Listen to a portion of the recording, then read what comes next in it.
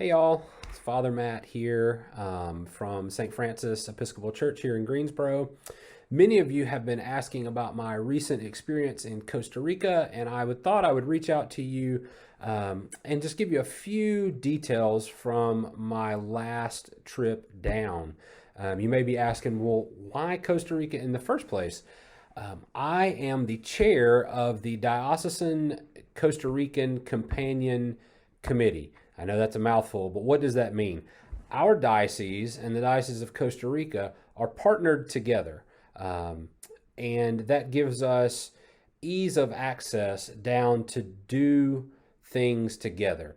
It's not about us going down and doing work projects, but it's about our people getting to know the people of Costa Rica and the other way around, so that we actually are partnered in relationships. To that extent, our youth will be going this July 22nd through the 29th. We will be hosting a youth retreat weekend with some youth from Costa Rica, and we'll also be doing some work projects while we're there. There also is a good possibility of an adult trip later this year, maybe mid to late fall or early in 2023. You may be thinking, well, what exactly did I experience when I was there? What I saw, what I learned is that the church in Costa Rica, the Episcopal Church in Costa Rica, is asking the same questions that most of the churches here, Episcopal or not, are asking as we try to figure out what's next. What will church look like in a season of COVID-lessness? I know that doesn't make a whole lot of sense, but COVID is not 100% gone, but it is far less than what it used to be. So churches everywhere are asking the question, what next? How do we become the church that is needed as we go forward?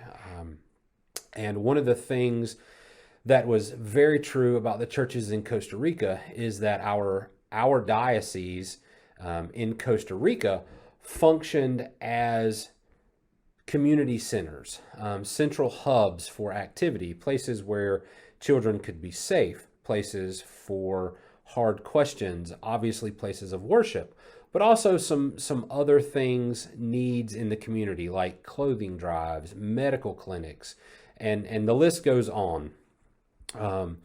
Something else that I was reminded of is that the Diocese of Costa Rica is full of amazing people who have a whole lot to share with us and a whole lot to teach us about how to live life with our neighbors, with our friends, and those we may not get along with so well. There's a reason that Costa Rica always ranks in the top 5 happiest people on the planet. And it's so easy to see why that is when you interact with these amazing, amazing, beloved people of God. And of course, there is much work to be done in the diocese. Things from remodeling bathrooms, to laying tile, to painting, to vacation Bible school, medical clinics, and the list goes on. I encourage you to look for more information in our upcoming email expresses and in the next edition of the Franciscan. Do not hesitate to stop and ask me if you see me in the hall or on a Sunday morning. Ask me any questions that you may have about Costa Rica and what goes on there.